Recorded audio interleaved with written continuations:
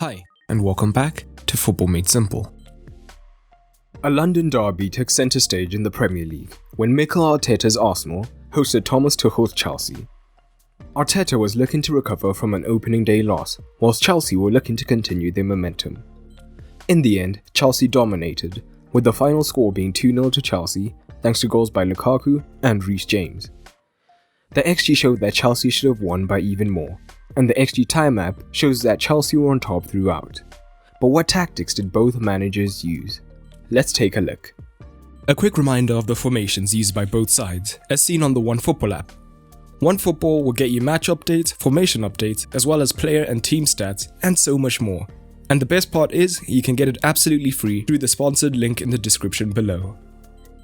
Let's begin with Chelsea in possession, as they had most of the ball.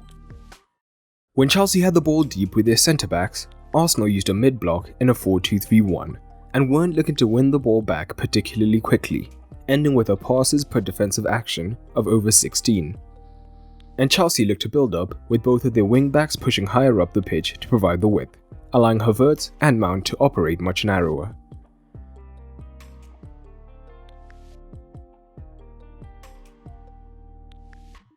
And Chelsea were able to cause Arsenal problems both through the centre and out wide. Rather than a traditional 4-2-3-1 with the wingers wide when defending, SAKA and PEPE would tuck in to assist Smith Rowe with covering Kovacic and Jorginho, as otherwise Smith Rowe would have been outnumbered 2 versus 1.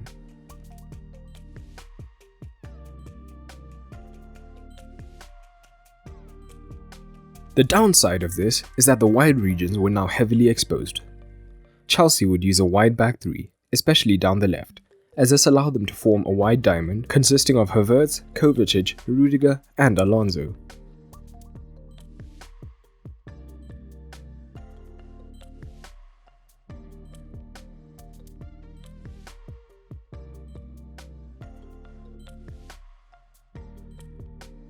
So, even if Pepe did press Rudiger, Alonso could be found. And time and again, we would see Cedric be drawn high up the pitch looking to press Alonso, which would be the trigger for Havertz to move in behind Cedric to receive. And with Lukaku being so good in 1 versus 1 situations, Holding would be reluctant to come across to cover, giving Havertz room to cross or wait for more support.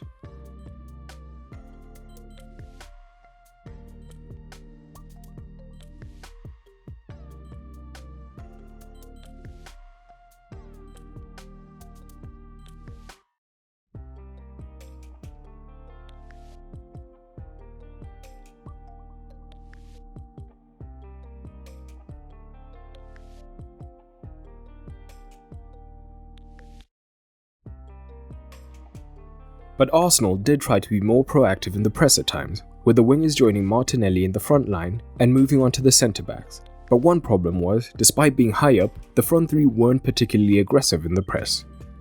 And with Smith Rowe now outnumbered against the pivots, either SAKA or LUKAKU would join in the press.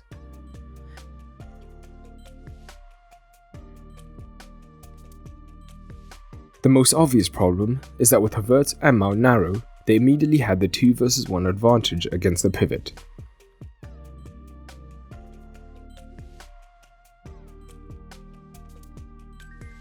Most commonly, Havertz would look to drop in off the left to make it a 3 versus 2 in midfield, and once he received, he could drive forward.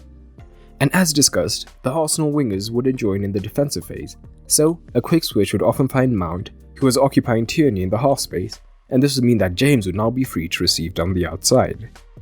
And this Mount and James combination was something that we often saw, with Lukaku also being able to make the central run, particularly if Mario is drawn towards the man in the half space.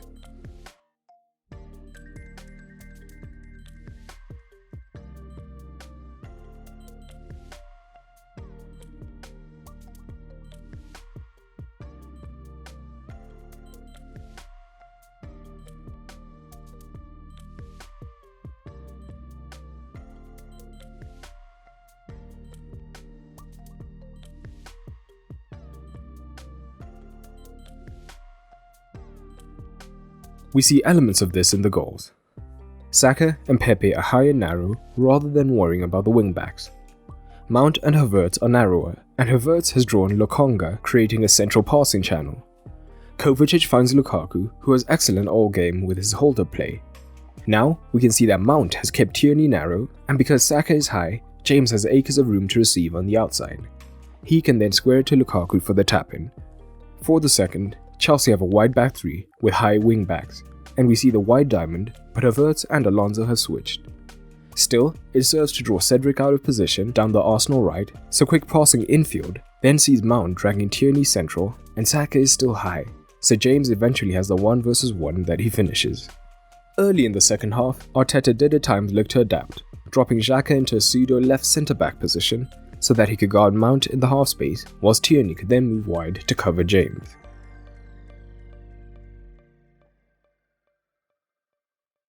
But with Smith Rowe still high, this would mean that Arsenal midfield would be overloaded quickly, so this was soon abandoned.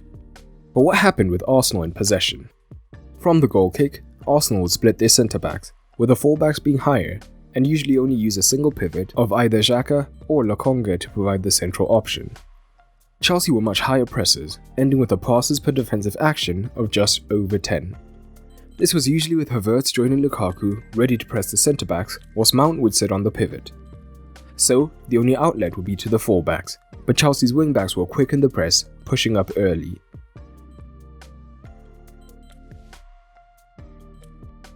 And in open play, Chelsea altered their shape slightly, still with a front two of Havertz and Lukaku, but they went more man-to-man in midfield, with Mount picking up one pivot and often Kovacic the other.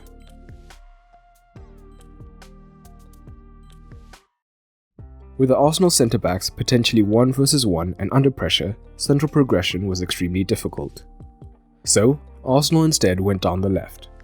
This could be initiated by Xhaka dropping deep into the left centre-back position so he could ease the pressure, as there was now a 3-versus-2. This also gave Tierney even more license to push forward, with Saka tucking in.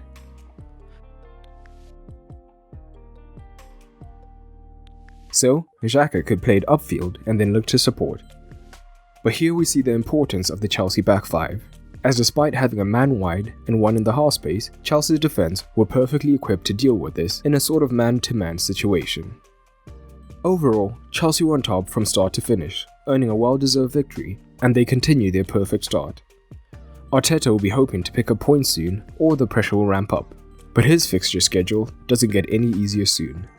But what did you make of the match? Drop it down below. A quick shout out to my Patreons for helping to make this video possible.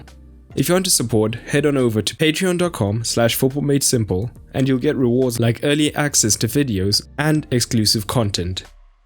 And a special thanks to my patrons, including Yusuf Hali McFlurry, Adidev Guru, and Zain Barber. But that's all for today, and remember, keep it simple.